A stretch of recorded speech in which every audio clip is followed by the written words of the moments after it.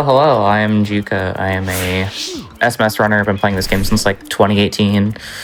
So this game is one of the most interesting speed games. I love running this game. It's like so fun to just mess around and stuff. And when it comes to running the game, it's about the same level of fun, but a lot of RNG and very glitchy too.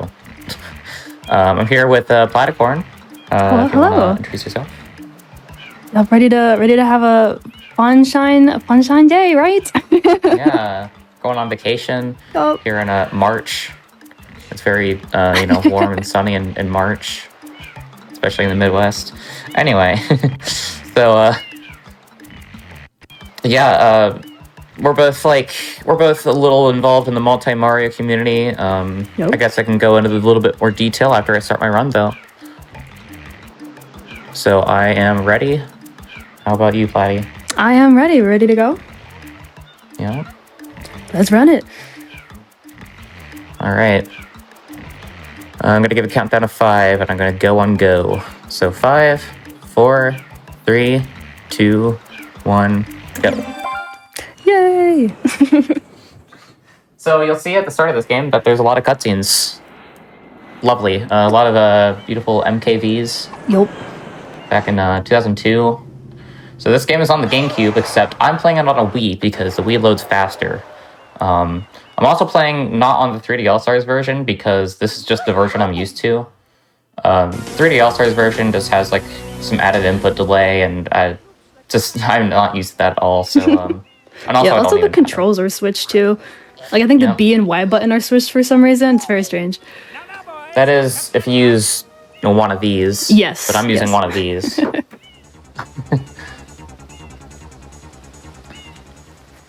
So something you'll also see is that there is voice acting in this game, and it is just masterful. It's just so professional, amazing voice acting in a Mario game. I love it, absolutely. And then avoid the not goop. being me.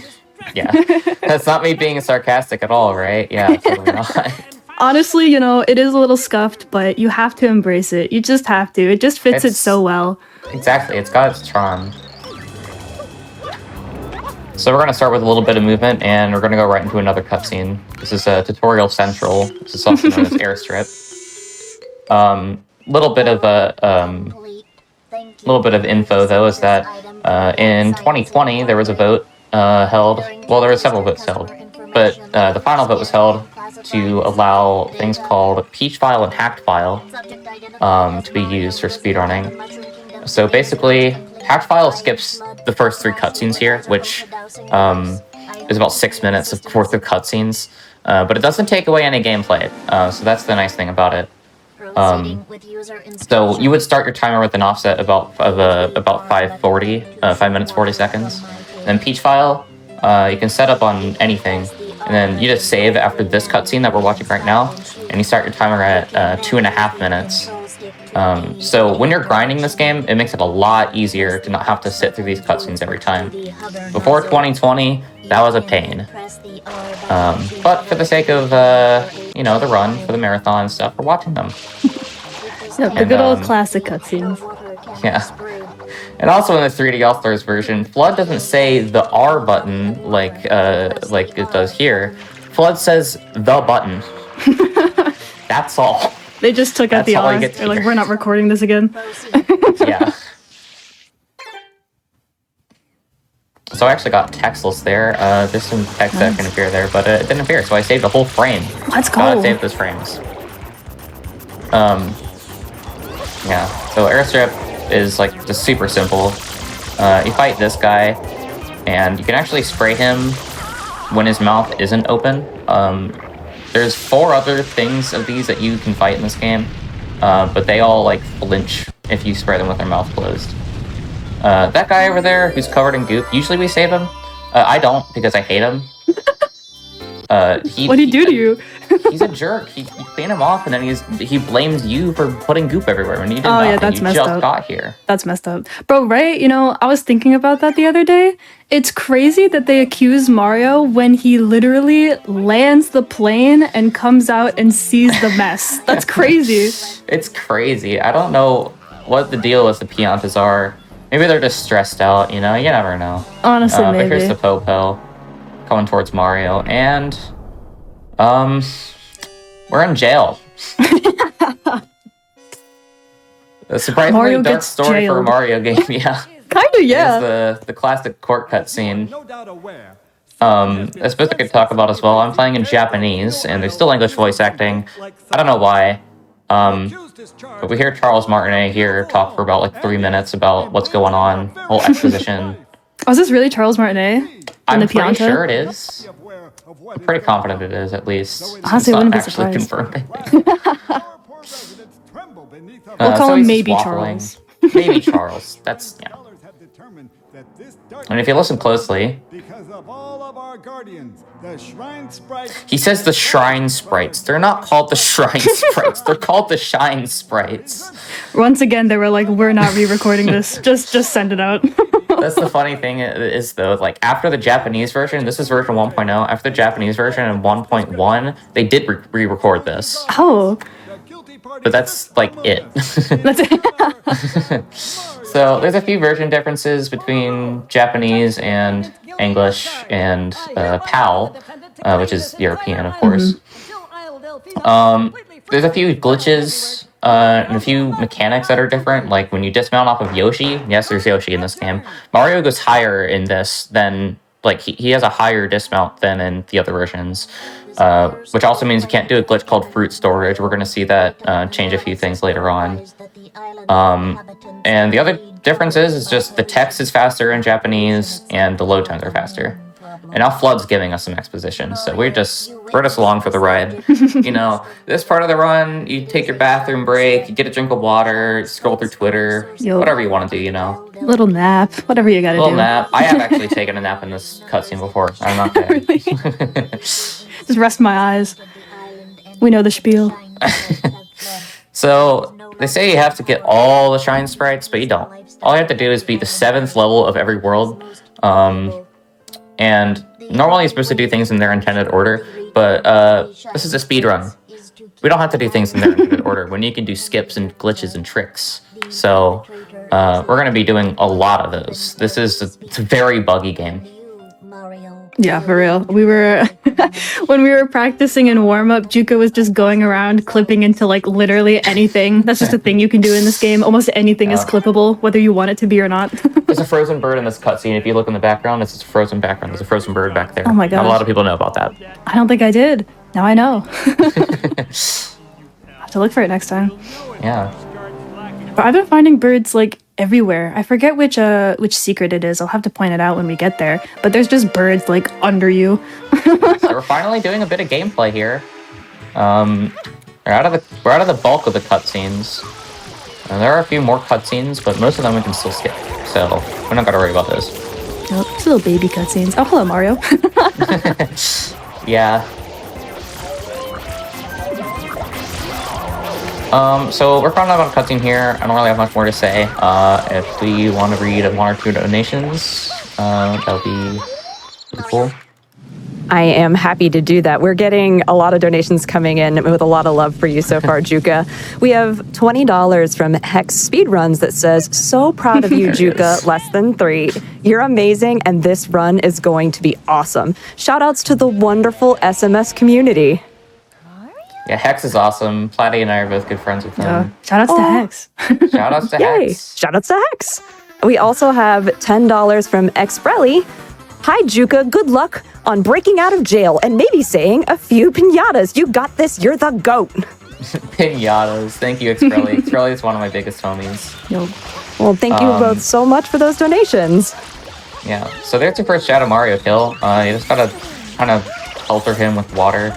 I say the reason you can do damage with him is because of like the water pressure that comes out of Flood, but he can just swim in water sometimes and be completely unfazed. I don't know right? why. Like, It's something also interesting to note with Shadow Mario is that in order to get the most damage to him, you kind of want to be far away. You really want to hit him with like the end of your stream. Yeah, so, seriously. Yeah, in order to do that, or by And using that, you can feet. get some really quick kills, which is really good. Yeah. So we're gonna see a lot of donations from some of my best friends, the multi-Mario community. You know, this whole community of runners that do multi-game runs of the 3D Mario series and 2D Mario and Mario Kart, yada yada. So, the biggest event is the 602 race. Yes. Which is actually hitting its 10th anniversary this year. I'm saying this while mildly skipping a level right now. I'm just gonna go ahead and skip Bianco Hills episode 1 by just kind of going up here and oh wow, that's... Oh, that's so sad. Yeah. We don't gotta worry about that though. It's easy to back up. Good backup. So yeah, there's a whole bunch of us that do these multi-game runs, and the 602 is basically, this game is 100% category, Mario 64 120 star, Mario Galaxy 120 star, and Mario Galaxy 2 242 star. And it's this biannual race. It takes about 20 to 24 hours for most people. Yep. And it's pretty crazy. Yeah, world record is 19 hours by Oddme. 1909 by Oddme. And Yep. Oddme is crazy for that. Actual nuts. Yeah. There are only 2 people that have the sub 20, and that's Oddme and Claire. And Claire is also really awesome. Yeah, no, this Sunshine in the 602 is a very dangerous run, honestly, just to the mental, because it's going to be your third run. So after you go through all of 64 and then go through all of Galaxy, you have this wonderful game to cope with in the middle of the 2 galaxies. And sometimes this is where the rough patches start. Because not only have you just been like awake for forever, but just this game, man. Yeah, so you might be wondering, why am I doing sprays like this? Now, this is called a spam spray, or a shotgun spray, whatever you want to call it. Basically, just mash A and R at the same time, kind of hits them at the exact same time.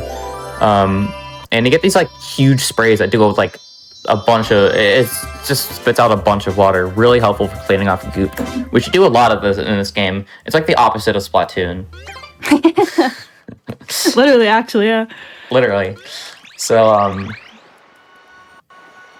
yeah, so so I did P, what you saw me do there, and we'll do it again because there's a lot of boss rematches. I'll explain it when I get there. But we're actually coming up on our first Floodless secret level. Lottie, what do you have to what do you think about Floodless secrets? Oh boy, Bloodless Secrets. Let me tell you what. I have probably game overed in just about every secret. I'm not afraid to admit it. Yeah, that's pretty average for about everyone that has played this game. Casually or speedrunning.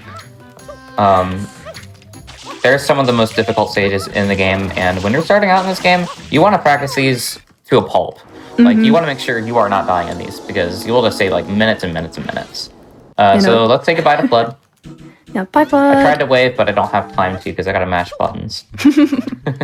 Oh no. Yeah, that's a common occurrence. It's called a drop spin put. Sometimes you try to spin jump, and then you don't spin jump. Oh, nice. But it seems like every Mario game, no Mario game is safe from drop inputs. Almost none of them. Seriously. In SMO, you just randomly drop inputs that can't even. Oh yeah, SMO is the worst of them all. That's because of the Switch. Platy knows a lot more about Mario Odyssey than I do. Oh gosh, yeah, I grinded that game a little bit too much. Yeah. Yeah. Now we're gonna go so and, I'm unlocking a new level here. Woo! Yeah, fun. We're totally gonna go to this level, and we're totally gonna do a lot in this level right now, right?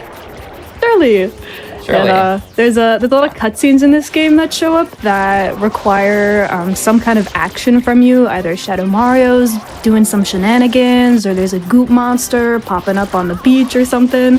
So basically these cutscenes are going to show up every single time until you take care of that. So we sometimes get them out of the way early, even if we don't have to, just to save that cutscene time. Yeah. So I'm all the way back here. And goodbye. So this is travel skip. Hopefully. Yeah. Nice, very nice. That is really tight. That was really nice. It is pretty dang tight. You cannot afford to bonk into anything there. And those toads, they will come at you. Those toads will screw you over. Yellow toad specifically. Always walks around, always in your way. Absolutely ridiculous. But you got it, so nice. So this is one of our first of many red coin levels. Bianco Hills just loves introducing things to us. Probably because it's the intended first level. There are probably more red coins in this game than there are in 64. Except we're only doing a couple of them at 90%. Because most of them are not required to beat the game. Yep, yeah. Sometimes the red coins can be kind of spread out, but these are all just kind of in the town village here, so not too bad to collect them. So I tried to go for something there called a GWKH. Well, it's just called a GWK at the base. Ooh, high wind. There's a lot of movement in Bianca 4. Like, Bianca 4 is probably one of the most movement-heavy stages, and one of the most popular individual level runs that people do. So, you saw a couple things there. I did 2 momentum spins, which are like, sometimes on slopes you roll out and then you just get a ton of speed. So you can store that speed into a spin jump and get a really fast spin jump out of it. And then I tried something called a GWK, which is glitchy wall kick. You also might know this from SM64. You press Y and A a frame apart while wall kicking, and Mario kind of just wall kicks towards the wall again. And you can do a lot of things with that, like glitchy wall kick dives and glitchy wall kick hovers, which I tried there. It's really interesting. Yeah, that's one of the cool things about Sunshine is, I will say, Sunshine definitely has the highest skill floor when it comes to movement. Picking up the movement in this game is incredibly difficult, but watching top runners like Juka just, absolutely destroy the game with the movement, it's always so satisfying to see. Alright, so this is our second fight with Petey. This fight is one of the most RNG heavy levels in the game. Yep. Your RNG can span from really good to losing a minute. He will stop at 3 random points in the stage. There are 774 patterns, and he has a 1 in 3 chance, or 2 in 3 chance of every time he lands of sending out a tornado, which loses 3 seconds each. So there has been one person, Pixel66, who got 3096 pattern. That is 774th pattern plus all 3 tornadoes, which is extremely unlucky. Yeah. Yeah. And that lost about probably a minute 10-ish. But ideally that doesn't happen. He's gonna go over the wall. You can kind of just mess around while waiting for him to stop. This is the race 1-up. You always get this in races. Doing races with your buddies. Smart. Yeah. Yeah, this is one of the reasons why the cutscene skip in the beginning was voted for, because, imagine going through that whole 5-minute, 40-second cutscenes, and then you get to here, and PD just doesn't like you today, and you lose a minute. Entirely not your fault. So what you're going to see me do a few times is, I did this in the first fight with PD as well. You kind of go directly to his side, and he just turns directly towards you and starts throwing up. It's really gross. This game is gross sometimes. But luckily, I can just hit him with a few camera sprays and fill him up, and then boom. That's how you do damage to him. So pretty solid start to the run. Yeah, it's a pretty good pattern. Getting 17 flat-ish. That's really not bad at all. Yeah. Usually I gauge the pace of a run based on the level exits, and 17 flat Bianca exit, it's not bad. It's one of my favorite things about picking up speedruns is when you start to feel out the times, it feels so knowledgeable. Yeah, seriously. It's I got a 242 Bianco. I have every segment of this memorized to a T. I bet, what a good statement would be. Yep. So we're just gonna do another polluted Prana fight. We're leaving Bianco because of event cutscenes again. But while I'm doing this, there's really not much interesting going on, so maybe 1 or 2 donations? Yeah, for sure. We have $50 from Golden Devil 1711. Happy to donate. Aw, happy to donate for a great cause and cheer on Juka for her SMS run. Good luck, Juka. Yeah, Golden Devil's awesome. One of my friends I met through SMS Bingo, which kind of has its own community in and of itself. It's really amazing. SMS Bingo, there's a tournament going on right now. Twitch.tv/Sunshine Community. Really exciting stuff. Bingo really takes this game to another level because there's a lot of different collectibles you can get and a lot of different route choices you can make. It's pretty crazy what people can make up on the fly with Bingo. Oh yeah. So I would definitely check that out given the chance. Bingo is only run once at GDQ. And the meta in Bingo has changed a lot within the last 5 years. So it's really exciting stuff. All right, Platty, what do you think about this level? Oh boy, yep. So coming up here, we have the infamous GBS, another very high reset point, depending on, you know, what kind of day it is, what kind of mood you're having. GBS is a trick in which you can skip pretty much the entirety of Gelato Beach. You know, they kind of want you to go through the whole levels that they designed, but we kind of just don't care. We're going to use this coconut to clip into the top of a roof here, and Juka's doing a very fast setup and gets it first try. I can't even finish explaining. It's so good. Yeah, I did a pretty advanced setup there called Roof Throw. Definitely not beginner friendly. It's a lot of precise inputs in a short period of time. Not the fastest form of GBS, though. People do backflips. People do, like, some other crazy clips that just save like seconds on that. Insane, actually. Yeah, so that's really one of the most notorious skips of this game. It actually made this game like 10 times more popular. Back in 2014. It just turned 10 years old, actually, February 21st. Thank you, Toval, a Spyro speedrunner, for buying that. And there's our first Shadow Mario that actually gives us a shine. So gold Shadow Marios do a bunch of damage to them in a very short period of time, especially with that one. You just kind of spam spray all up in his face.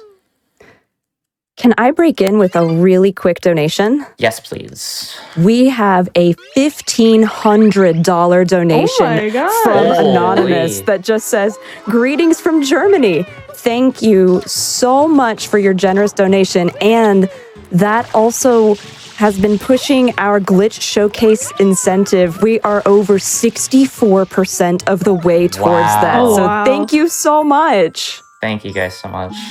Hearts all around. Hearts, big heart. So I'm doing the last level in the game now. Yeah, we just kind of platformed our way up there. Whatever. Yeah, that's called Pianta Early. I'm in Pianta Village now, or Monte Village, as it's called in Japanese for some reason. Also, Gelato Beach was called Mama Beach, which a lot of people love because it sounds funny. So this is the intended last level of the game. You're supposed to need 30 shines in the rocket nozzle in Delfino Plaza, but I don't care about that, really. We do a little thing called a Y turn. I've already used a few of them in this run. It kind of lets you change Mario's angle mid-air by just going into first person and changing its angle. Really nifty movement tech right there. These chomplets can really suck. I got good RNG, luckily. This is also RNG. The way these chomplets, the way these chomplets go, the patterns they go, it's annoying. Yeah, if you haven't noticed yet, compared to especially a lot of other Mario games, this one is pretty RNG heavy. There's a lot. There's just a lot. So now, upcoming is a trick that I don't know it's been shown at GDQ yet, because this was just found back in September, which is crazy. This is a 22-year-old game, and there are still tricks being found for it. So I'm going to read a sign here, and then this guy Piantissimo, if you face him at the same angle he's facing you at the end, you will activate his text a lot faster. But otherwise, it's an auto-scroller, so we can do a couple more donations. For sure. We have a lot of donations coming in. There's so much love for this run. We have $10 from Samantha Tigress that says, "Rock on, jukatox. Let's go." Thank you so much for that. We also have $25 from Fly on Wall that just says, "Buzz, buzz." Buzz. Thank you, Fly. Thank you so much for that. And again, just wanted to do a quick update about that glitch showcase for the Super Mario Sunshine run. We are at $1,280 of the needed $2,000. You all are flying on this. Let's keep it up. Yeah, let's keep it up. And I got the fast text there. So yeah, that takes about half a second compared to previously, and it's insane that it took until 2023 to find that, but it's there, and that's a whole second of time save for top runners, and that's pretty huge because this game is really optimized. Yeah. You know, whenever speedruns get started to get super optimized, speedrunners will rejoice over a 0.5 time save. This strat saves 0.3. Okay. Count me in. So this is an interesting, very unique level. You don't have flood in a main level. It's not even a secret level. But we do something called a damage boost here. Use the iframes to get across this lava goop that will burn you alive if you're not careful. And then there's like those things called goomies that spawn out, and sometimes they can really not help your case. They'll kind of just spawn under you sometimes, and you'll bounce on them, and you'll probably die. And it really sucks. But just skip right past all that. Clean the mayor off, get a shine, easy peasy. Easy peasy. Very short level.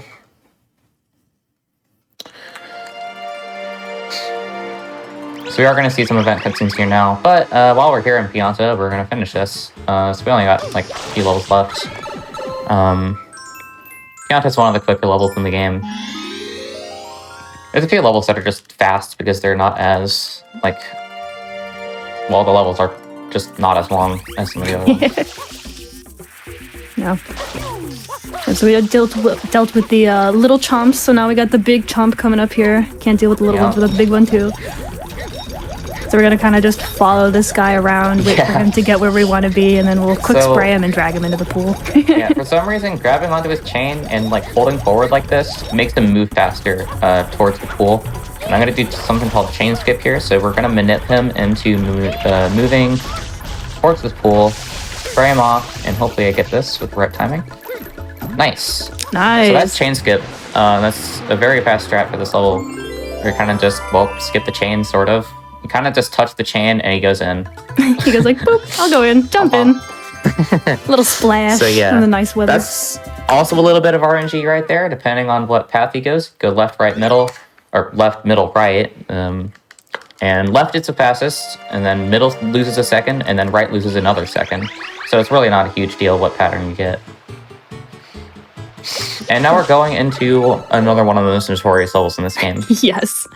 Another big skip. So ideally in this level, they want you to get Yoshi and then go all the way to a little nice fruit tree, which I absolutely adore that fruit tree. I think it's adorable. I want it as a decoration in my house or something. But we're not going to see it because we're going to go under the level instead and skip Yoshi, go follow along these platforms, and we're going to clip into this tree up here where this little goo is that we're supposed to get rid of with Yoshi. And we're just going to kind of hover into the loading zone. Yep. Oh my gosh, nice. It can be really tricky sometimes. Sometimes the goop kind of hits you, and then if you fall down there, it's like a minute of time loss. It's really tricky. So this is like probably one of the most infamous secrets in the game. These chucksters. Yeah, these guys kind of just throw you around, and I did not get Ramel Cycle. So Ramel Cycle is basically you get to this last platform, and that guy is standing at the bottom left corner, and that just gets you to the shine a lot quicker than he's going to get to here. Oh, he stopped. I probably should have bounced on him. So if you do a bounce on him before he stops at one of these locations, he will not stop, except he will stop because you bounce on him and he yells at you. But that also saves you from potentially him stopping there for a long time, which is also RNG based. And nice, first try. Not bad at all. I may have not gotten the early cycle, but not a big deal. I usually never get the early cycle, but it does save 25 seconds or more if you do get it. So it can be kind of like, it could be a run saver in some cases. Yeah, make or break. When you're at a top level, you basically need to have early cycle there. If you see runners like JJ and Nanashi and Tobo, they're gonna like need early cycle to even get close to their PB. Yep. So now we're on to another fun speedrun level. I feel like any level with like an in-game timer is always just fun for speedrunners doing ILs and stuff. So we're gonna clean up these piantas, which, yeah, we've questioned the validity of the thinking process of these piantas before, especially with their judicial system.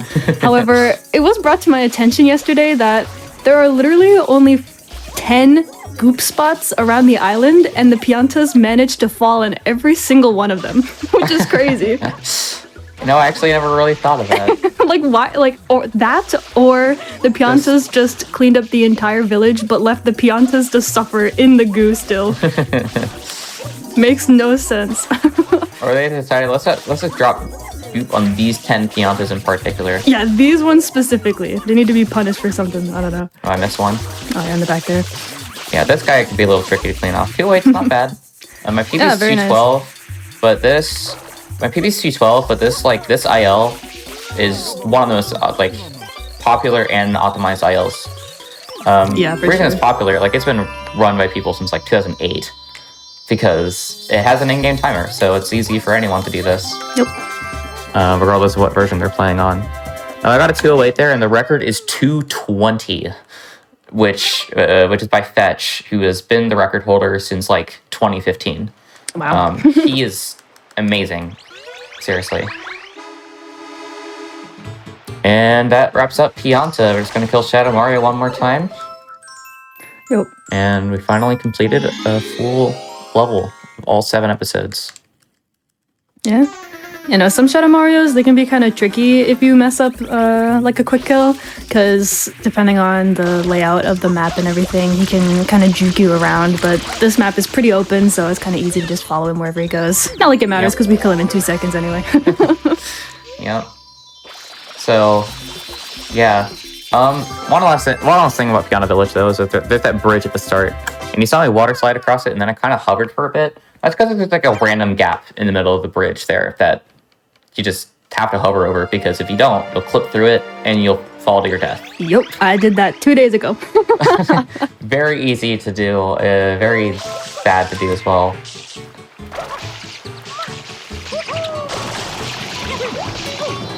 Oh, so it looks like we are going for Honey Skip here. Yep, it's gonna take a little bit of focusing for me, so if you want to explain something. Yep, so Honey Skip, there's this cutscene there that we saw before with the little Bowser mobile. Ideally, Nice. well, the game wants you to go into it and, watch the cutscene, learn the story. We don't care. We don't have time for story. So what you can do instead is clip into that building there, and if you die on the same frame that you enter the cutscene, it will just skip it and you'll spawn right on the cannon ready to go. Yep. An alternative to Honey Skip, actually, is Movie Skip. So there is a blue coin that you can collect, which is, we don't get any blue coins here. We'll see them around, but we don't have to get them. 240 of those in the world. Probably the most fun I've ever had playing the game is going around and getting blue coins. At least in speedrunning. Casually, they're difficult. But anyway, so if you get a blue coin and activate its text box at the same frame that you enter the cutscene, you can do something called a save warp, which I actually might do coming up here out of Pinna Park. And that will also skip the cutscene, and it's about as fast as what I just did. So it's really cool. Yep, and something about this level too is that, you can skip both of these cutscenes here. There is a very long lore exposition where, spoilers, gasp, you find out Shadow Mario is Bowser Jr. No way, really? I'm so sorry. I'm so sorry to spoil it for you. No, my immersion. But yeah, anyway, you can skip the cutscene by sliding and pausing and exiting area at a certain point, like you saw Juka do. And then coming up here, you can actually skip the cutscene again whenever you hit Bowser for the last time. As soon as you start to see little explosions happen towards the bottom, you can once again exit area and skip the cutscene. Yep. So wow, you got all 4 hits. Minutes. Yeah, basically. I actually got a little unlucky there, and then I got a little lucky there. One of the rockets did not respawn, so I actually lost 15-ish seconds. And then as you saw right there, after I shot a rocket, it instantly got back on the flood. I believe that was Lucky Rocket. There's a random chance of a rocket appearing next to Mecha Bowser's mouth that you can grab sometimes, and it's called Lucky Rocket. Can be a savior in some situations where you're about to lose 15 seconds, and then boom, you only lose 5 seconds. Nice. So yeah, those cutscene skips are pretty major. Anyone can do them. They're super, super simple. So if you're starting out this game, that should be the first thing you learn. Literally just free 2.5, 3 minutes of time save. Yeah. Although I have to say how demoralizing it is when you mess it up. If you're just not paying attention or you lose count of your rockets, it's so sad going back to the, the village. Get your popcorn. Yep. Get your popcorn, get your candy, Yep. Sit Take back a little and break. watch the movie. It's called cinema. Yeah, no, Juka here actually skipped that mole. You're supposed to throw 3 bombs at it, but you can actually just time it right and go in his little hole before he hides to get into the secret faster. Which is very nice, because we don't like dealing with that mole. That mole's kind of rude to us. Yeah. Pinna 2 is very straightforward level. Platforms disappear, but I mean, you're going so fast that it doesn't even matter anyway. Yeah. Mole skip is really nice. Throwing those 3 bombs at the... Throwing through these... Oh my god. Throwing those 3 bombs at the mole is pretty painful. Mole skip is another, like, really essential trick. Pinna's very heavy in tricks, you'll find. Like, yes. There's no level here that is just an auto-scroller, like we've seen in, like, Pianta 2, for example. Now we're heading into one of my favorite and probably my best, personally, movement intense levels. This is Pinna 3. A lot of people dread this level. I dread this level too, which is why I grinded it to a pulp and got really good at it. So I'm going to be doing a strat called Boat Hop. There are basically like 3 main strats used for this level. There's Boat Hop, there's Boatless, and half strat. So Boatless is, like, putting into perspective, Boatless is the slowest. Then you save about 9 seconds doing Boat Hop, and then you can save about another 7 seconds doing half strat. So this level's optimization kind of goes a long way. And that was a good Boat Hop. Nice. Those electric Koopas can suck. You get shocked by them, but if you hold neutral on your stick, they will you will not bonk afterwards. And not bonking is nice, because sometimes you bonk all the way to the bottom and you lose like 40 seconds. So that level is extremely easy to fall down in. Yeah, that was and really extremely good. easy to lose a lot of time too. So another level worth practicing. Yep. What do you think about Pinna 4, Platy? Oh boy, Pinna 4. So this is UIG, I believe, yes? No, I lied. The next level. I so lied, yeah. So this is not UIG. UIG is next level, which we will explain. However, this is the fake Yoshi level. So I hate these guys, not only because this level is just really annoying. You have to wake up all of our Koopa friends here. You think they're cute little Yoshi eggs in the ground, but they are not. They are monsters that want to attack you after you've woken them up from their sleep, which honestly, you know, fair.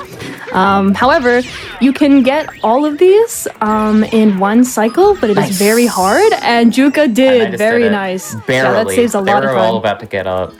That was really close because I took some damage. Yeah, this is one of the most frustrating levels in the game, and now I got a long cutscene, so I can fit in a donation here. Yep. Great. I've got some really generous anonymous no comment donations. We have one $200 anonymous donation with no comment and another $250 donation from anonymous with no comment. Like, as a reminder, you don't need to put a comment or your name, but we really do appreciate your generous donation to the National Women's Law Center. And quick update about your glitch showcase incentive. We're 79% of the way there. We are really cruising towards it. So make sure you get in those donations and select the incentive so we can see that glitch showcase. Yeah, well, 79 is kind of a funny number because there's a category in this game called 79 shines, and it's just where you get every one of these level shines. You just do episode 1 through 8, both secrets, or both hidden reds and hidden level. It's interesting. Anyway, so this is UIG. Nope, fun. A lot of things about UIG. Yeah, no, go ahead and focus. I'll try to explain this the best I can. So there's a couple things that we're going to do here. First of all, we're going to get our little Yoshi friend, our actual Yoshi, not our fake giant Yoshi egg monsters. And we're going to take this fruit with us because we need to be orange Yoshi in order to activate the carousel. So yes, if you don't remember currently, what you're supposed to do is you're supposed to go into the actual level and find Yoshi, make him go on the carousel, whatever. However, we're just going to skip Pinna 5 because that's slow, and we're going to go straight to Pinna 6, which is this level. We're going to take these little enemy friends here and turn one into a platform, which allows us to clip into this area. Again, you can clip into almost anything in this game. And we're going to take a second one of our friends over here so that way we can get the platform. Oh no, and it's going away. Too early. No. I celebrated too early.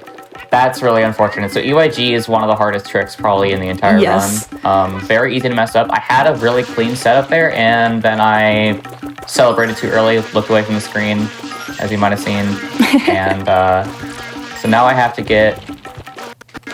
Now this is a little unfortunate. I have to get another durian, which is right here. About, if it wants to spawn. Yeah, all of these... And then now I have to get a pineapple instead of a papaya, which is going to make things a little awkward for me. Because ideally I use a papaya because of the throwing range of it. But I am going to do a little bit of improvising. Essential speedrunning skill. Yes.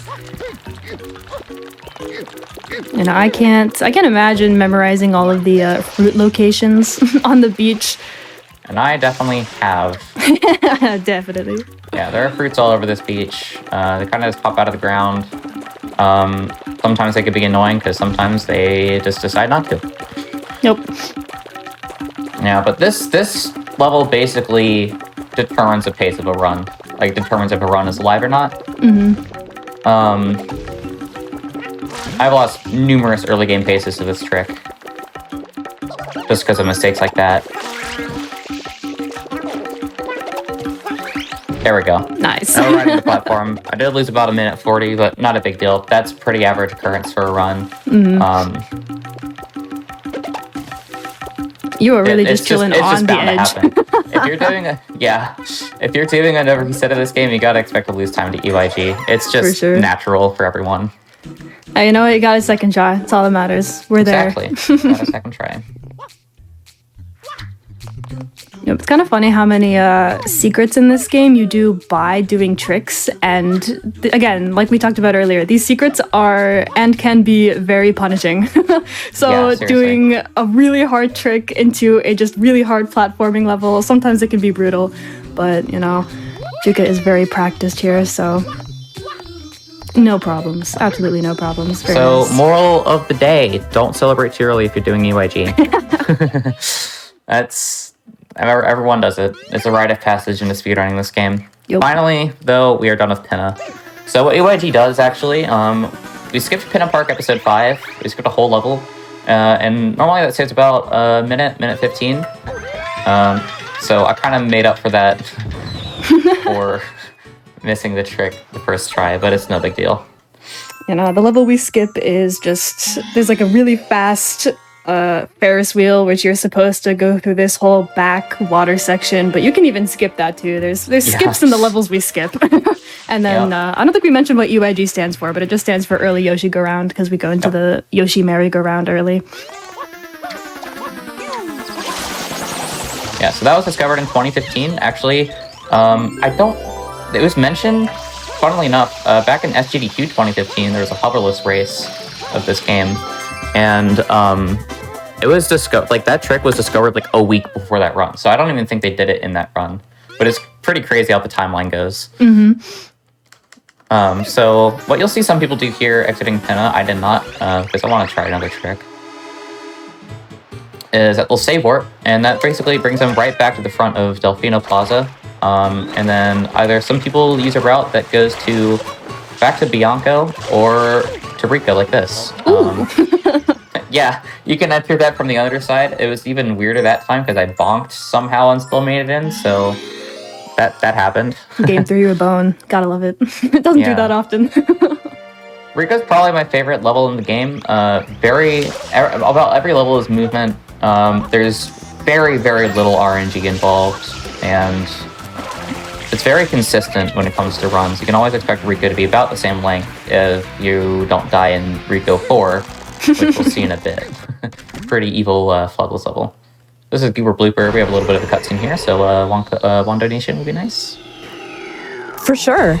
We have $50 from Garden Hermit that says, "Thanks everyone for this awesome event supporting this awesome charity, Less Than 3. And yes, as a reminder, all of this is going towards the National Women's Law Center, and we really appreciate every one of your donations. Also, quick update on your glitch showcase. We're 88% of the way there! Oh, wow, that is climbing. That's really close now. All right, we got time for one more, actually, because there's another cutscene. Sure. We're getting a lot of donations in, so thank you, everyone. I really appreciate it. We all do. We have $50 from Tootie the Fruity that says, do a flipsy whipsy, do a yippee skippy wahoo! Thank you so much for that donation. All right, so that was Goober Blooper. It kind of just is what it is. You want to smack down his tentacles, so when you go to grab his nose, he does not hurt you. Yep. It's a little bit of a manip, I guess, but it's not too crazy, I guess. Yeah, now we're in Rico 2. Yeah, every boss fight in this game has something you can manip to make your life a little bit easier. Yeah. Some kind of trick. So this is Rico 2. Now you see those bloopers over there? Goodbye. We don't need them. Now, this is called Blooperless, often associated with the Twitch global emote, oh my dog. So we're just going to take these series over here, and yeah. Nice. Give those bloopers a day off. They deserve it. Yep, and we're also going to give them a day off down here. This is the big daddy of blooper surfing, as he calls himself, and I'm ignoring him. So what's a good time? Everybody can guess a time for this race. What's a good time for you? Sub 20. Sub 20. I'm going to guess 18 flat. 18 flat? That is my goal. That's my guess. So like what you gotta do here is hit 2 checkpoints. Kind of like some racing games out there. Got 1915, not bad. Nice. Kind of like some racing games out there. You gotta hit 2 checkpoints to be able to finish the race. And normally you need to use a blooper. Man, you would still do a little bit of skipping, a little bit of skippery with that. But you can do it without the blooper too, and it saves a little bit more. Yep. So yeah, there's actually we've already gone over a few levels that community veteran Average Trey has made videos about. He's made a world record history of this category, a world record history of 120 shines, world record history of Pianta episode 6, and then some videos detailing Rico episode 2, and soon we're going to see Rico episode 6 that he's also made a video on. Very, very high quality videos, really funny too. He's very talented and also really good at this game. He was the first sub 3 in 120 shines, which is a major milestone at the time. And that was 6 years ago, which is weird to me. Yeah, that was a very clean level from you. That that jump there was beautiful. So that was Rico 3, one of the shortest levels ever. You kind of just skip right to the shine instead of kind of going around the whole level. Yep. So I've done this twice already, and I'm about to do it a third time. It's a Beyblade.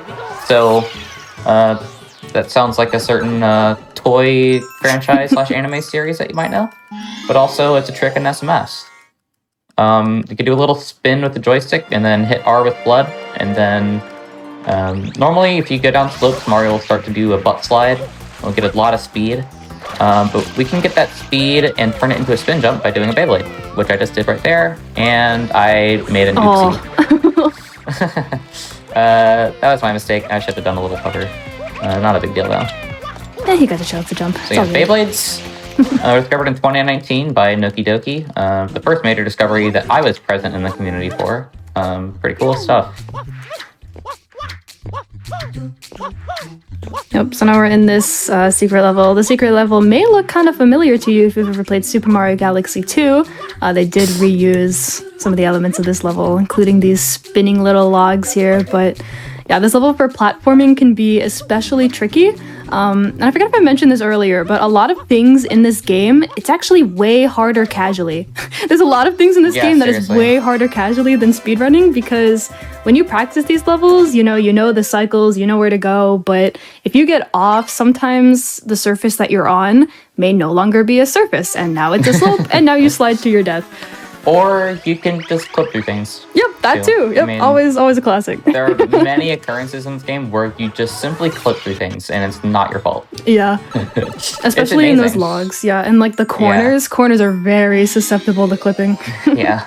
So I did something called. Now this is a pretty old term now, actually, called Spyro Strats, found by Cited Williams and Pyro Shade, two very old runners in this game that have not run the game in a long time either. That's kind of a way to get to the secret that I like doing. It's very consistent for me. And we're fighting this guy again, of course. So it's no different from the first time we saw him, so we can do a few donations. Absolutely. We have a $60 donation from Aska that just says less than 3. Thank you Less so than much for 3. that. Less than 3. We also have $25 from Anonymous that says blem blem blem blem blem blem blem blem blem. Thank you so much for that. Thank you so much. I so agree. Just spitting facts out there, sorry. Definitely. Thank you so much for those donations. Yeah. Yeah, So you can it's Rico actually, 5. Basically, Yeah, you just can a fight this rehash of Rico blooper 1. a second time later on, or a third Yeah. time rather, but we skipped that. You We can, don't need that. but we don't need it. We can skip it. We're speedrunners. Yep. Yeah. All right. So about wrapping up Rico. Now we're on to one of the scariest levels in the game. This is Rico Harbor episode 6. I was so scared of this when I was a kid, when I was 6 years old playing this for the first time, that I didn't even do it until I was about 12. Need some time to prepare. A couple years to do it. Yeah, no, this level is you are on a blooper and you're trying to get red coins. Very fun, except that if you run into anything with the blooper while you are holding up on the joystick or pretty much any direction, you will die and have to restart the whole thing over. Yeah. So the reason I'm using the green blooper is pretty interesting. Also covered in an average trace video. Wink, wink. So the green blooper is actually, at a glance, the slowest blooper, but if you hold up on the joystick, like Platty said, you'll get a lot more speed. Yep. But you will, if you do run into walls, you will die. But if you don't hold up, you won't die. You'll just kind of run against the wall a little bit. Yeah. Now that umbrella right there that we just passed by, you can actually get off of the blooper by either jumping on that, or there's you can jump on a pianta. Anything you can bounce off of will get rid of the blooper. It kind of just disappears. So you'll see some people do that to get that shine grab.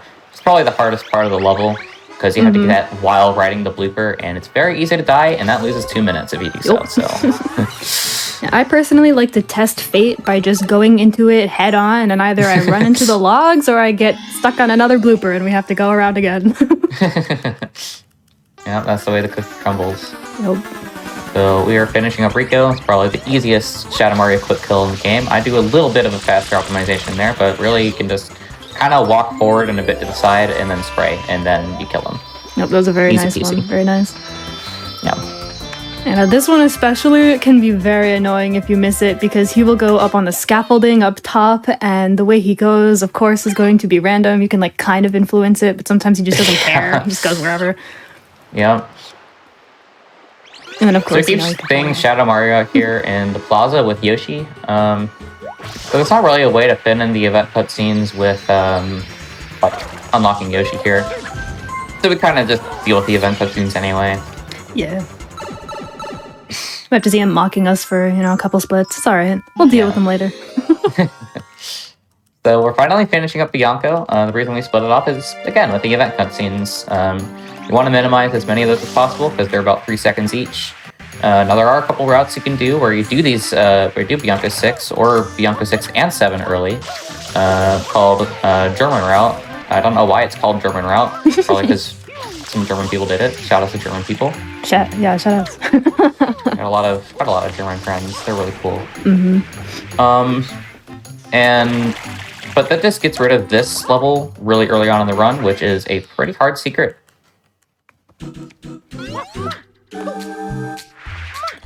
And I already dropped an input, so this is going to be interesting.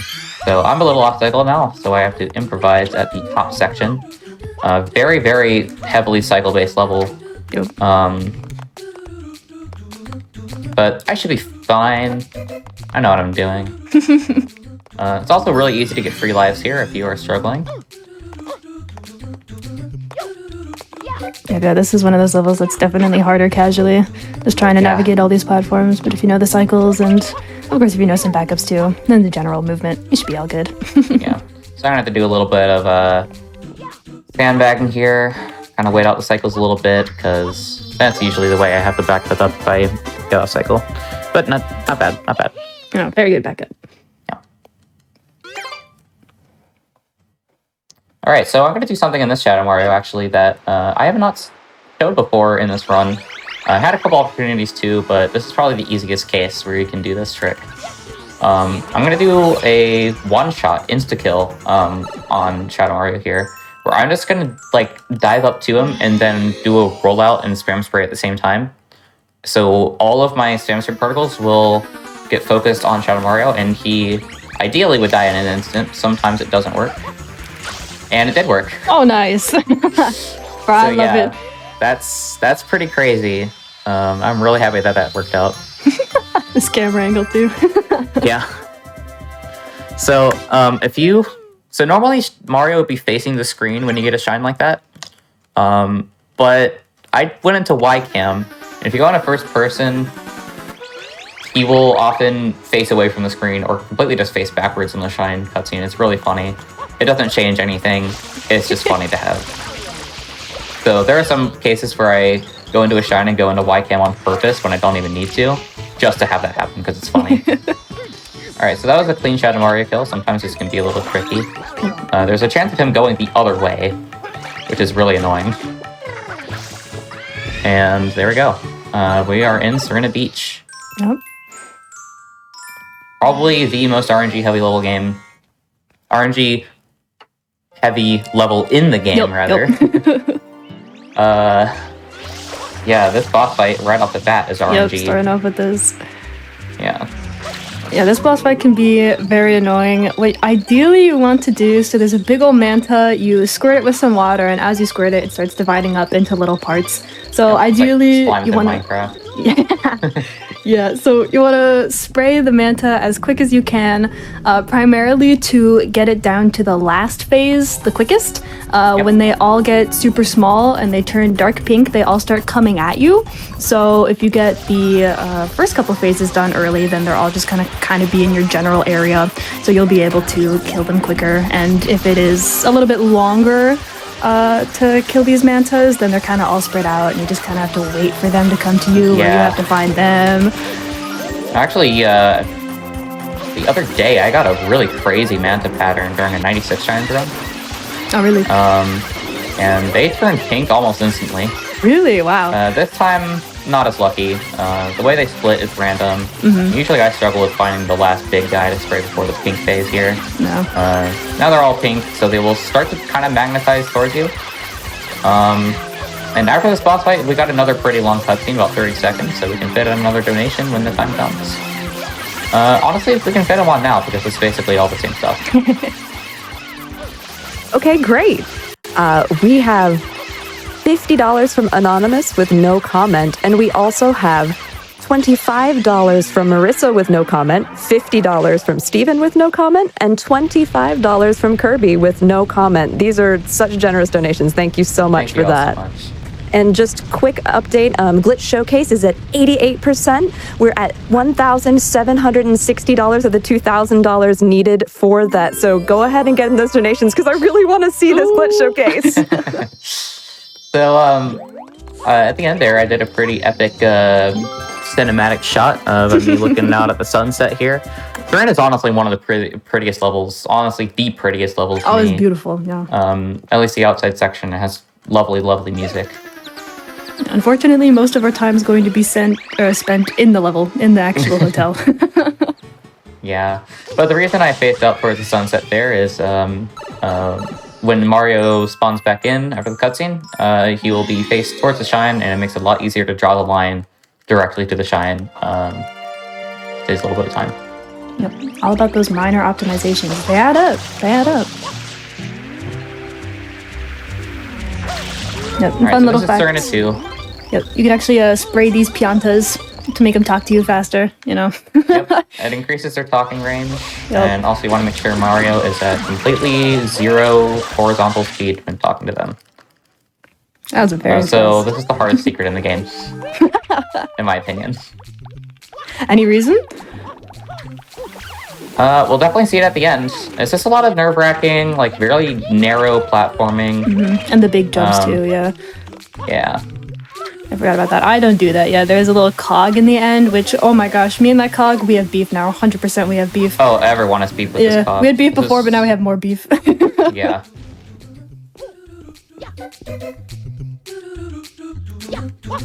Nice. Awesome. Nice. Oh, I'll have a little That silence is for a that. very easy input to drop. Either you actually drop it, or you just have a little bit of a brain fart. So yeah, that's a really hard trick. Only saves a couple seconds, but that's pretty important for me. That's why it's probably the hardest secret in the game. Every time, it is very easy to die to that cog if you go for that trick, and it is very easy to lose for about 50 seconds in the process. It's just easy to die to that cog in general. Yeah, seriously. Like, you'll make one move and you'll already be sliding, and there's nothing you can do about it because you're already getting thrown into the void and you can't jump because the angle's so steep. It's messed up. Yeah, it's pretty messed up. So we're on our token short level of Serena Beach. Yes, which casually is actually one of the longest levels. But using a banana clip, or using a banana, we can clip into where the shine is. Ideally, they want you to explore. I mean, it's called, the Wonderful Hotel Delfino or something like that. Hotel Delfino. Yes. They want you to explore the entire hotel. They want you to go upstairs in the attic. They want you to visit the bathrooms. They want you to go everywhere. But we don't have to do that. We just need a banana to get over a wall, and it's all good. Yeah. So there's a slight. I think the explanation is there's a slight gap between the ceiling and the wall there on the top floor of the hotel, and you can kind of just use a banana to clip right through it, and it makes that really easy. Also, just a really easy clip. I did that casually even. Yeah, I'm gonna say definitely a very good beginner clip. Anybody can do that. Just a little bit of practice.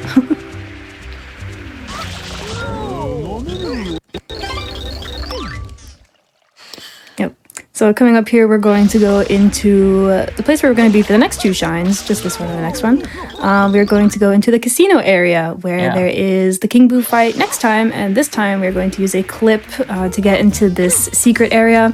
Ideally, you're supposed to go onto, reveal the curtain and do a little kind of like puzzle.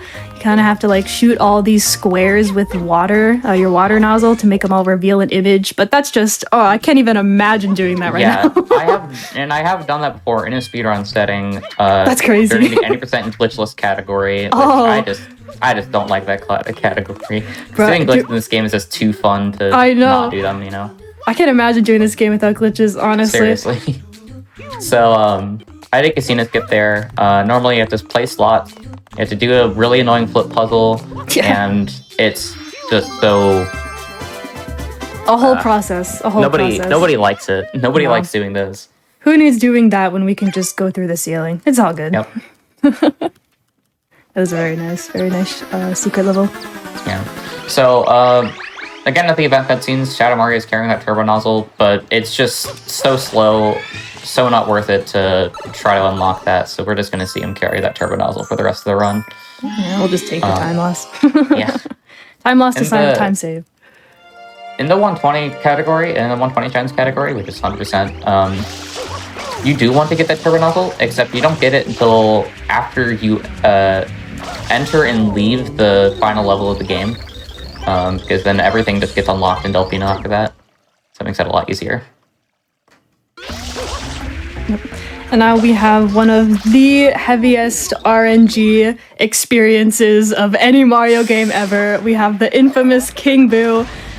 There's 3 cycles here. We want to throw a pepper and then a fruit at him 3 separate times. However, so what you want to have happen is fruit and then extra cycle, or well, not extra cycle, but fruit and then an in-between, fruit in between, fruit in between. So you're going to have in-between phases that are guaranteed, but the amount of extra cycles you have that aren't fruit are RNG. Sometimes King Boo can be really mean, sometimes King Boo can be kind of nice. So we're going to hope that King Boo is really nice here, hoping for no extra cycles, or maybe just 1, if he's so kind to us. And God love Tobo. Tobo's been running this game since 2010, literally since the start of speedrunning this game became a thing. He is 2nd place, I believe, on the leaderboard. Truly an amazing runner. And the amount of 112 paces, which is the minute barrier that we have been pushing towards since about 2020,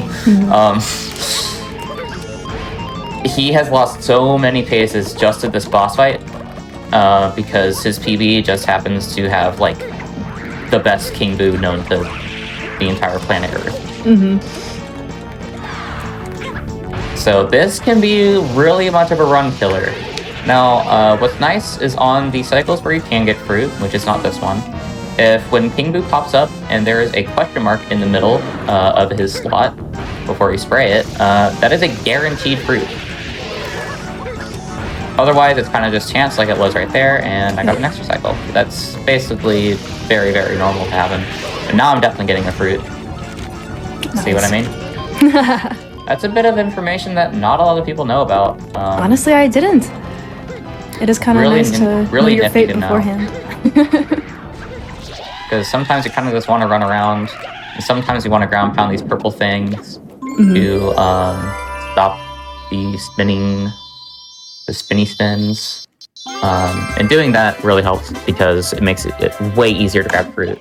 Yeah. Having kind of any extra thing, like sometimes King Boo will send out bubbles and send out certain enemies. You just kind of want to cancel those phases as fast as you can so they don't actually get out.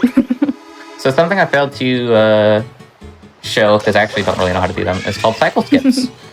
Cycle skips, another video by Average Trey, by the way. He grinded that for like thousands of hours trying to get to them and fast.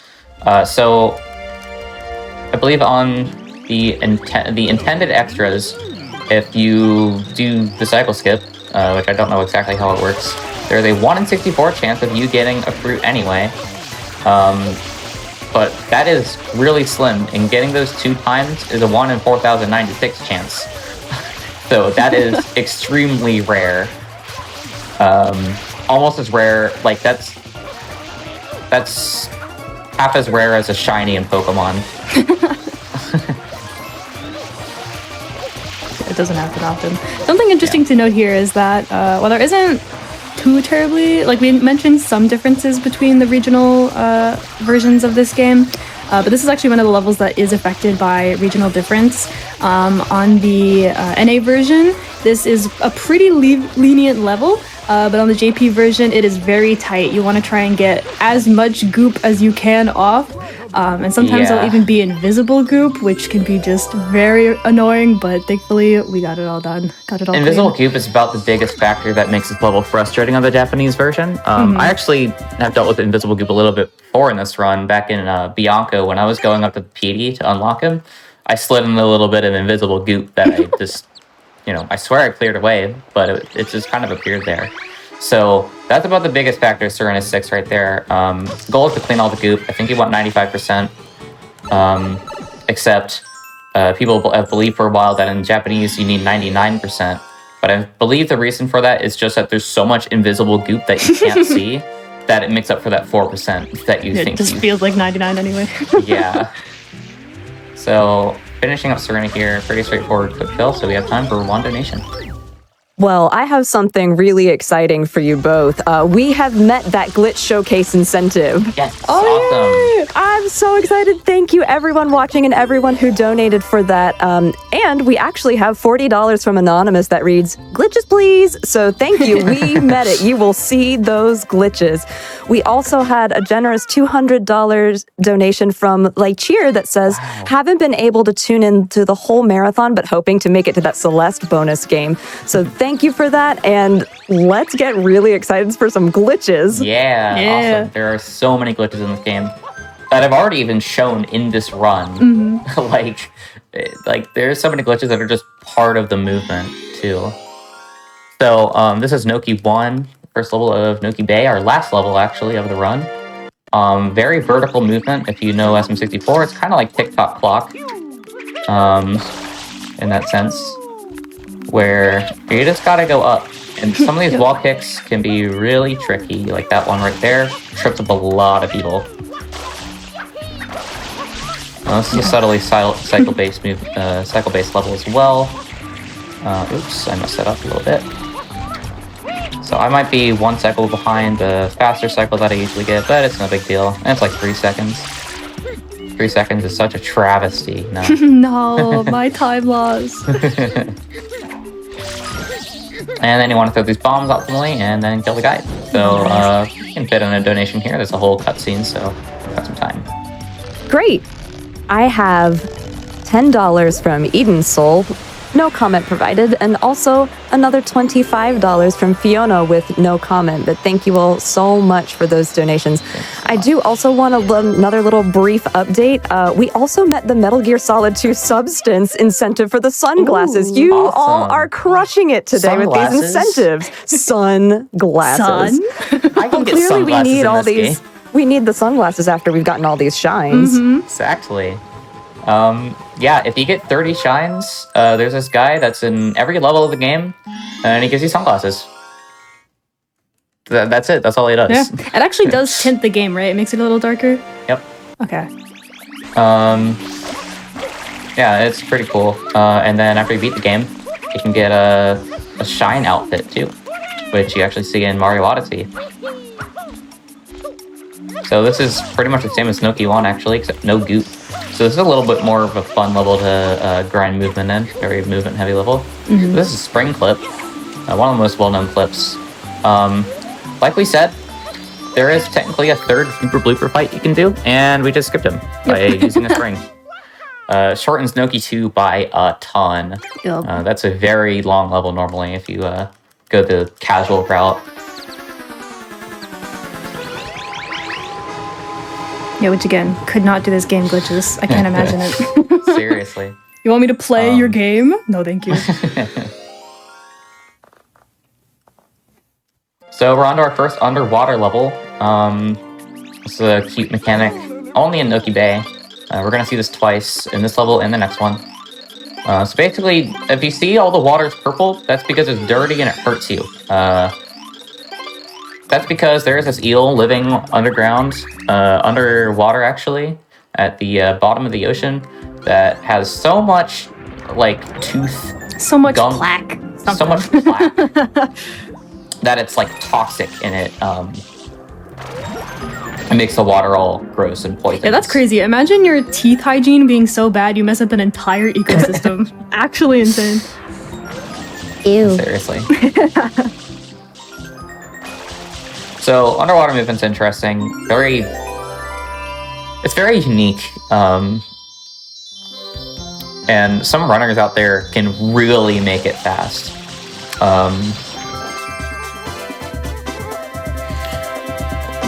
Yeah, this is a level that's but it's a brutal little otherwise. awkward if you don't know what Sure. you're doing. Yeah. Yeah, turning around in water is kind of strange. You always have to go into first person to really make a good turn. Otherwise, you're just kind of slowly moving around while Mario just also moves. Yeah. So, we're heading into Eely Mouth. Everybody's favorite. Everybody's favorite. This guy does such a popular boss fight, you know. Yep. You know, this boss fight can be extremely hard and extremely annoying, especially depending on the strats that you want to do. There are some beginner basic strats that you can do, but there's also some really hard strats that are very tight. So what I'm going to be aiming for is called 6 Tooth. Basically, you want to clean 6 teeth off before he starts to spin.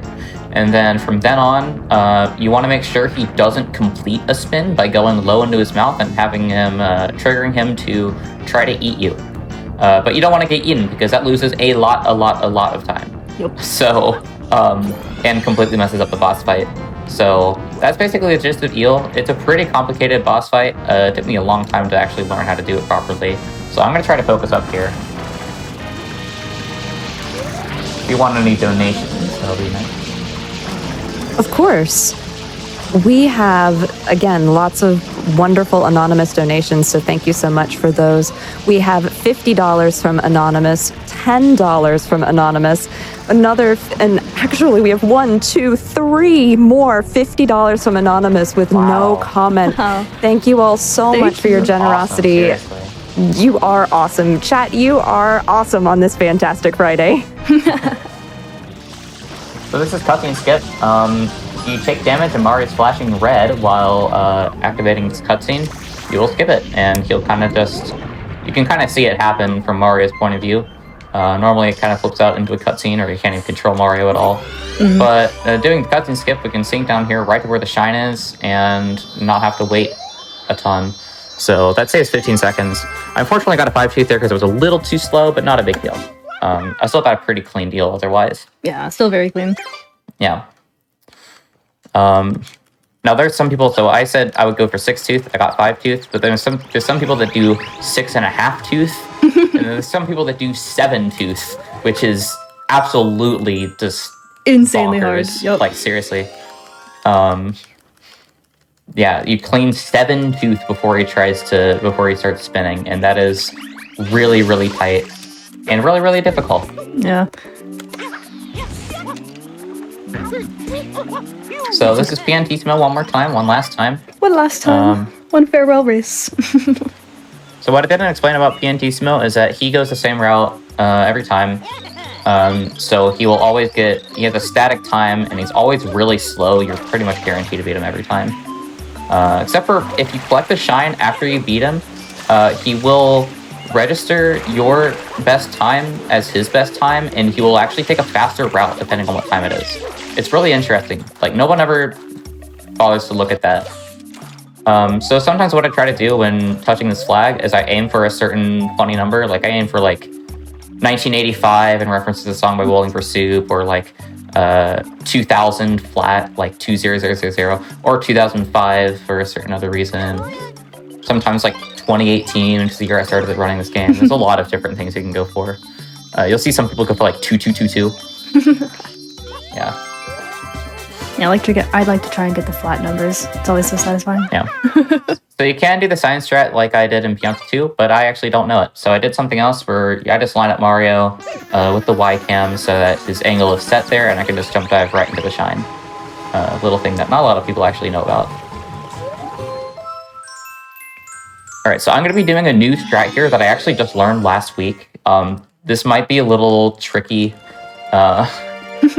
And I'm going to need to focus in a little bit so we can do some donations.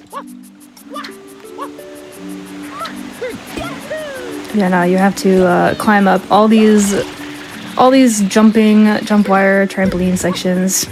And not only that, but there's also just these guys, these little spiky electric guys that want to attack you all the time. But it's okay, because you got through that super fast. That can be very frustrating if you get hit by that and fall down, or just like get stuck there. Ropes are really weird in this game. Now, what I used to do is just, like we saw in Noki episode 2, just climb up the cliff a little bit and then hover over to the rope. That loses 4 seconds, about 4 seconds to what I just did. But it's a lot easier, a lot more consistent. Ropes are really weird in that you can't be touching the C-stick while you're on them, or else they just don't work the way they're supposed to. Also, I just got green cycle without even talking about it. That is some beautiful movement. Oh my gosh, I was watching enthralled. Nice. That was a gold by a second. That's huge. Yeah, so that's green cycle, also known as ham cycle. The most optimal cycle you can make in the secret, but there are even faster versions of green cycle. You could do something called platform skip. You could do something called nail strat, which is like the IL only strat no one ever does in RTA. Very, very fast. Or you could do Galapagos, which is another really, really difficult strat that only top runners do, basically. Yep. And that was clean. We did not. That was very clean. Yeah, we did not get the curse of Capelon. Oh my gosh, yeah. Wall kicks up there, and that's how the first, I believe 117 or 118 got choked back in like 2015, 2014. Yeah. So, yeah, we are about to finish up the game. Yeah. Actually. Heading into the final stretch, one last level. Beat all the Shadow Marios, and now he is here in the plaza and going towards an open hole in the middle of a mountain that we've never seen. The cave. So that normally has a gate covering it, and doing every 7th episode removes that gate and causes Delfino to be flooded, but we don't really need to do much here except to go into Corona Mountain. People have been asking for like decades if you can enter that early. And it's just, you can, but the loading zone isn't there, so you can't go into Corona. So I still see people ask that question, and it's really funny whenever it happens. Kind of a meme in the community. What? You're telling me that this is the one section of the game I can't break? Come on, Sunshine. So I'm just going for the normal Corona cycle. There's also fast Corona, which saves 5 seconds, but it's very, very precise, very tight. And then this is fast boat. Kind of explains itself. Yep. This boat, if you've never... Wow. Clipping the side yard, yeah, if you've never played this game before, that boat can be a pain in the butt, I'll tell you what. Controlling it is very strange. It's hitbox, it can touch anything. Wow, okay. Unfortunate. That's an unfortunate occurrence. It's so trying to back up that, you want to slide off those little stalagmites, whatever they're called. But it can be really rough with their collision. Sometimes you just don't get the full momentum you need, and it just sucks. So I'm just going to be doing the same movement again, and hopefully getting fast with this time. Unfortunately, I think that does mean we missed sub 120, but that's not a big deal. 120 is still a pretty solid time for any percent. For sure. But I would say sub 120 is probably the first like big milestone of this game. Like there's sub 2, there's sub 130, and then sub 120 means like you know what you're doing. Now I have a 116.54, tied with Oddme, my good friend Oddme. Very nice. So upcoming here, we're going to have rocket storage. What you want to do is you want to be in your sidestep form, and then you want to let go of sidestep right before the rocket builds up, and doing that stores the rocket, so that way all you have to do is sidestep off of the edge, and the game just flings you right up. Yep, you store a bunch of vertical speed. You want like 300 something. If you look into the game's like internal units, so it'll be like 300 something. And then you just kind of go right up into the boss fight. And that was discovered back in... Well, it was first discovered in 2015, and then the infinite rocket storage, which I did right there, was discovered in 2016. It takes away from having to climb up all those clouds, which is really annoying with like 15 seconds. Yeah, so coming up here, the final boss fight, all we have to do is ground pound these last 5 little spikes. It kind of resembles a shine. Would you believe it? Crazy. Crazy, but all you have to do is kind of avoid these green goops, which of course is RNG, and then Bowser will try and shoot you with fire as well, which he kind of does whatever. Like, sometimes he'll really come at you. I had it the other day where he was just not looking at me at all. He was just shooting fire wherever he wanted. Kind of like he's doing right here. Yep. So, second last platform there is a little weird, but no time to extend that because it's time. And time. GG. Nice. Yeah, 120.26 is not bad at all. It's a very nice some of the run. mistakes I made in this run. I still feel like I got to showcase some really nice stuff. Now, I would watch this final cutscene here with, again, very professional voice acting. Except we don't have time for that because we've got a glitch showcase to get going towards. So what I'm going to do is I'm actually going to turn off my Wii all the way. I'm going to boot into practice mode to make this showcase a little easier, just so I don't have to spend a bunch of time running to each glitch location. So we speedrun the speedrun. Always, always. So I have time for... Right I'm sorry, go ahead. Nintendo here.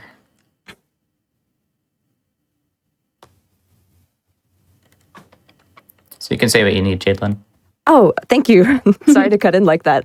I want to talk a little bit about voice acting since you mentioned it. We have a new incentive open for a voice-acted cutscene for our Kingdom Hearts Birth by Sleep final mix run coming up. This just got opened pretty recently. So if met, Frozen Flygon and their commentators will voice act an iconic scene from Birth by Sleep involving all 3 Keyblade wielders. So that sounds pretty enticing, and I want to see that, so make sure you get your donations in for that. Yep, that's got to be good. That's got to be good. I got a list of some glitches I want to showcase here, so while I get that pulled up, I'm just going to have the streamer start time as soon as I hit the start button here, which I'm selected on. So let me think of what I want to do first.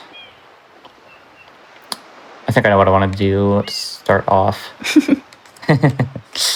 See if I can do it at least. The mental. All right, so time in 3, 2, 1, go. Oh, I actually messed it up. I did not mean to go here.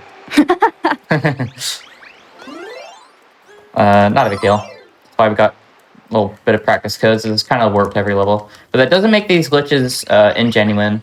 These are still the same glitches that I would do if this was in the vanilla game. This just saves a little bit of time from running around and going everywhere. So I'm going to go over here. I'm in Bianco Hills episode 8. And there's a nifty little category extension rather, called Top of All Trees, where you go to the top of all the trees. But there's one tree that's hidden in this level, actually. So what I want to do is use this wheel. It's a little bit tricky. See if I can get this. Come on. Yeah, this wheel is annoying. There we go. So you kind of clip out of bounds, just like that, and then hover over to this invisible ledge. I flip back in. Oops. Yeah, it's finicky as heck. So looks like it for sure. Yeah.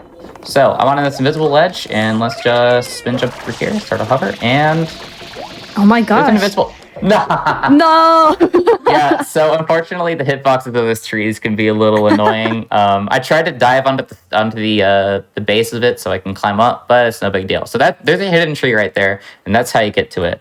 So I am going to go to Pianta Village, episode 7. Almost went to the wrong one. Now we saw this in 90%. There's something cute you can do here. We don't need to kill this guy. Goodbye, Shadow Mario. Have a good day. Goodbye. So if you go all the way over here, I'm going to set another position code just in case I mess this up.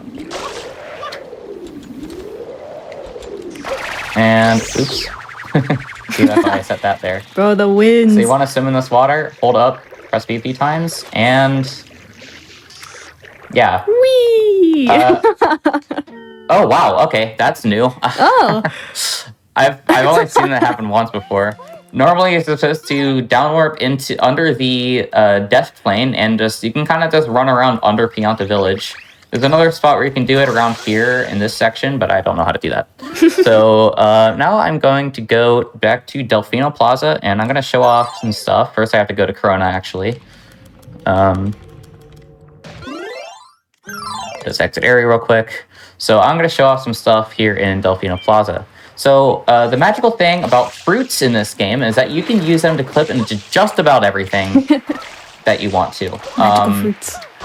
Now, in the Japanese version, there's not as many fruits in the plaza as there are in the English version, but that's not a big deal. So I'm going to grab this coconut, and in 120 shines, there is a trick called Jelly Skip 2. There's a blue coin right over here, and in 120 shines, you use the rocket. But here I'm going to use a coconut. Makes it a little easier if you pause, because quarter frames are a thing. Yeah, and you can kind of just click in here and get the blue coin. I'm going to put on memory card. So yeah. Lovely. That's one clip. You can also use this coconut in the same building. There is a secret level here where normally you need the turbo nozzle to get into, and you could just see that. Nice. Yeah. So back into Delfino, I'm going to take a banana, and we're going to do a couple things with the banana. Banana is also a really nice one to clip into things with, just because of the way Mario kind of moves when you clip. So we're going to go over here to Serena. Now you see it's covered with pineapple. And then, yeah, we don't need to eat that pineapple. That's called Serena whenever. So you can get it Serena at any point in the game. Past at least unlocking Bianco Hills at the start. Otherwise, you just can't do that. There is another trick you could do for that, but that's like much more difficult. So we're going to go back into Delfino, and I'm going to show a few more cute things you could do with the fruits here. They're just the best thing to use in this game. You can just clip in almost everything with them. I'm going to take a pepper here, and actually I'm going to do a little something while I'm on my way. So only in the Japanese version, if you throw it as soon as you hit the ground, yeah, this will happen. Floating pepper, yay! And you kind of oh my spray gosh. it out of the air. Yeah, peppers go really fast. I don't know why. There's another shine right here that you normally need the turbo nozzle for, but I'm going to ignore that. Bro, I love this game. This game is so funny. Yep. Oh, I did not realize I would enter Serena 1 by doing that. Oops. Just wanted to check out the sunset again. Yeah, nice sunset. Beautiful sunset. And the electric goop. So I think the last fruit clip I want to show here, oh, it's actually 2 I can do. Actually, I'm going to do the one over here. I'm going to do another fruit clip. Yippee. I don't know why it's not possible on the English version, or the PAL version, but it isn't. So Womp womp, I guess. So we're gonna carry this banana all the way the heck out here to this island. Take a hot minute, but we'll get there eventually. It's gonna take a little journey. So it's the fastest way, I believe, to transport the banana to the island. It's a little unfortunate, but what you can do with it is pretty nice. And you'll see some 120 shines runners doing this. So you want to kind of get the banana in here a little bit, turn around exactly 180 degrees, and yeah. Nice. Normally you need Yoshi to. Oh wait, actually no, I can show something in Lily Pad. I just got to get back into that level. I got to remember the combination to get in there though. There we go. Okay. Nice. So in Lily Pad, you know what? I'm just gonna skip all this. We can just go along the side. No, we don't need it. Lily Pad's a funny level where this is all death water. You'll die instantly if you touch it, except for one thing. Go all the way here at the end, and make sure you don't fall off. Normally you have to take a Lily Pad, which is why it's called Lily Pad, but that's really annoying and slow. Yeah. Who needs it anyway? Nice. You can kind of just get some of these coins without even hitting the death plane. The tricky part is... let's just pretend I got the first 6 coins there. The tricky part is, though, when you come back up here, you gotta make sure you get this, and somehow there's a way you can face the death barrier, and I don't know how. So, but I wasn't able to do that there. Whatever. Let's see what else I can do here. I can show off an infinite bonk. These are lovely little things you can do around the game. Oh, yes, I love this one. So you just kind of hover into the back of this guy here, and then go towards the corner, and yeah. Fireworks! Yay! Fireworks! Yeah, so when people say they're running 120 stars in this game, they're not talking about 120 shines, because those are shines, not stars. Mm-hmm. These are stars. Yep. But you can just press B to get out of there. I'm going to show something off that I don't know how many people know about this. The way I learned this was through a French speedrunning event. So the way I got this explained to me was in French, and I don't know French.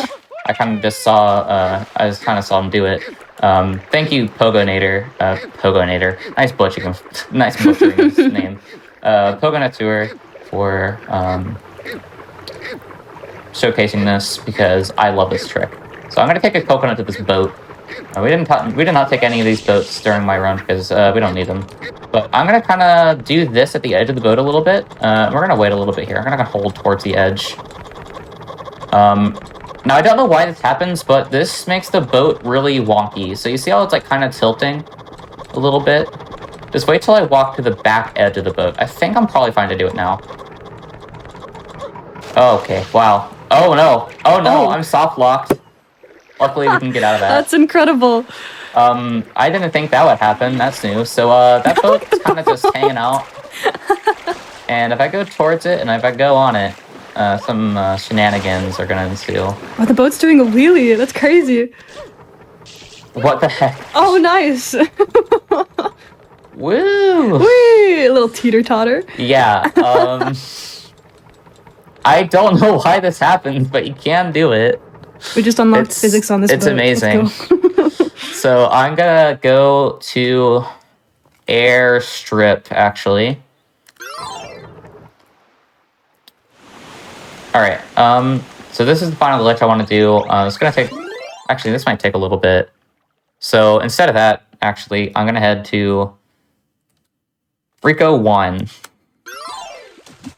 Because I don't want this to go on too much longer. This is a really easy glitch to set up. That I actually just found a couple weeks ago.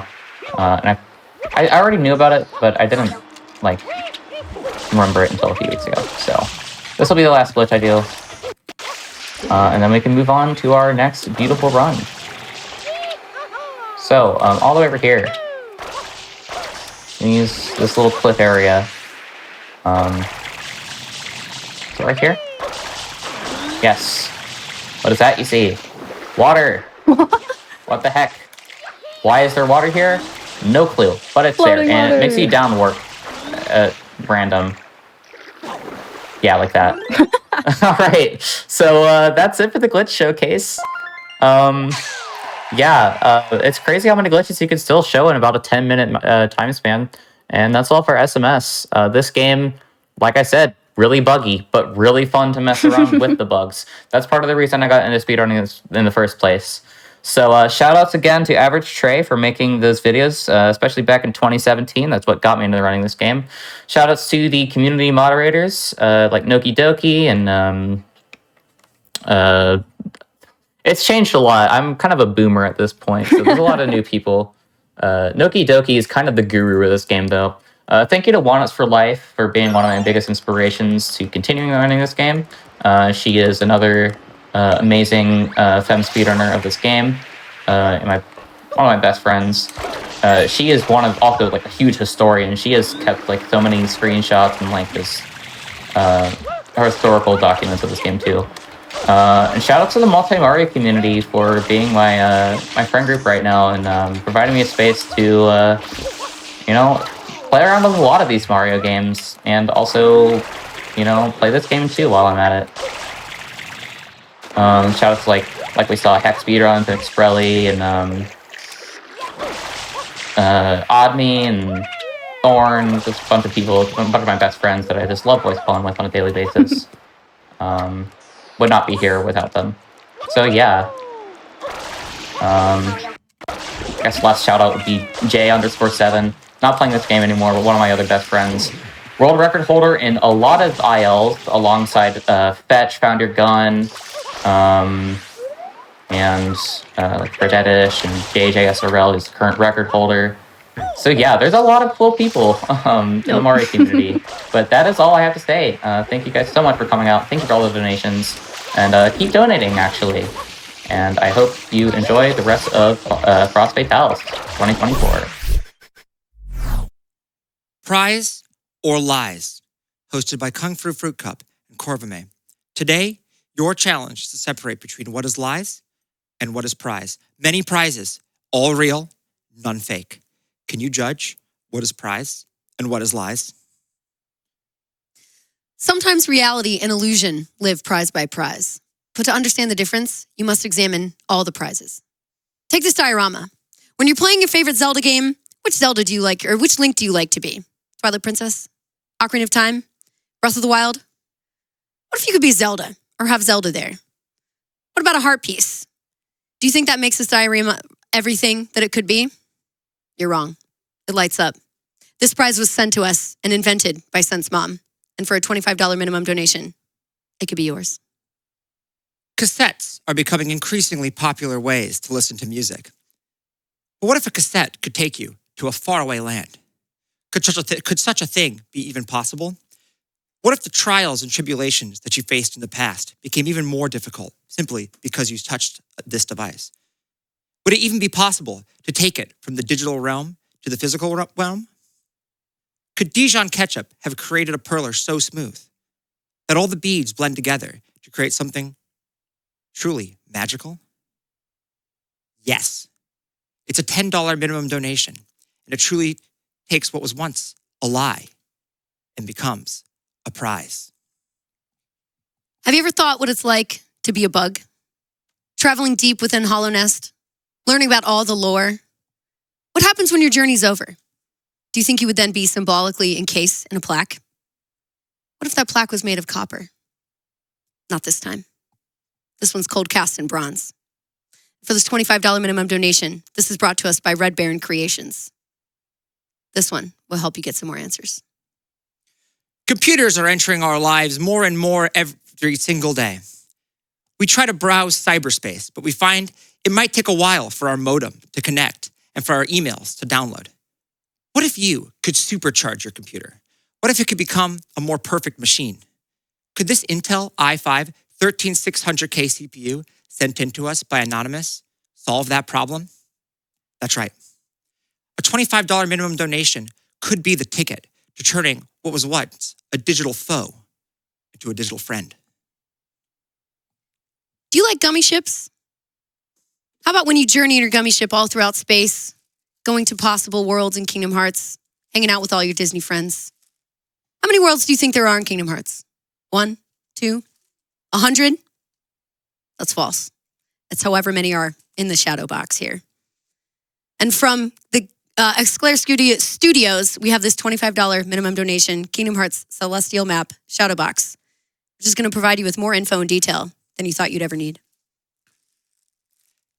Have you ever been to the door to darkness?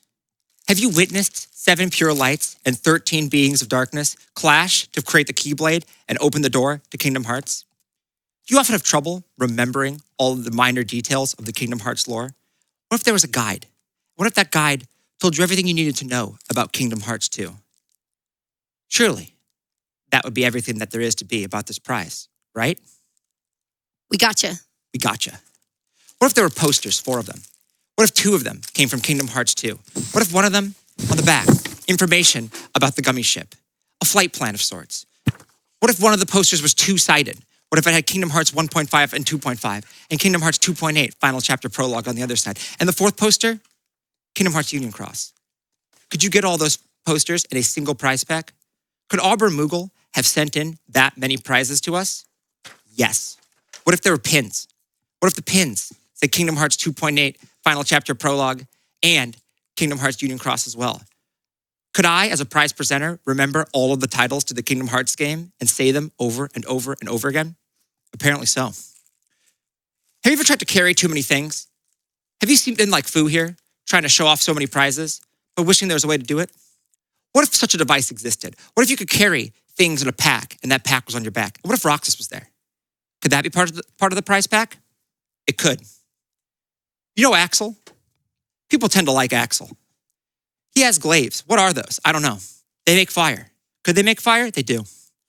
Could Axel be posable? He can. And could he be in that prize pack? He is as well. Could a $50 minimum donation enter you to win everything that we've talked about? All of these Kingdom Hearts prizes? It could. In fact, it could even include Cloud. Have you ever carried a sword that's taller than you are long? Have you ever had one wing? Have you ever had a spiky haircut? Cloud has. It could be you too. What manga? Have you ever tried to read? What if you had a bunch of books and all the books told you the story of Kingdom Hearts? What if Fu could barely carry all of them because stacked together, they're about as tall as she is? It's true. What if you went to gamesdonequick.com/donate? And what if you got a donation in? What if you donated $50? Could you be entered in to win every single prize we talked about? This time, it was true. The world of prizes is often steeped in illusion and surprise. We hope that this helped you differentiate between lies and prize.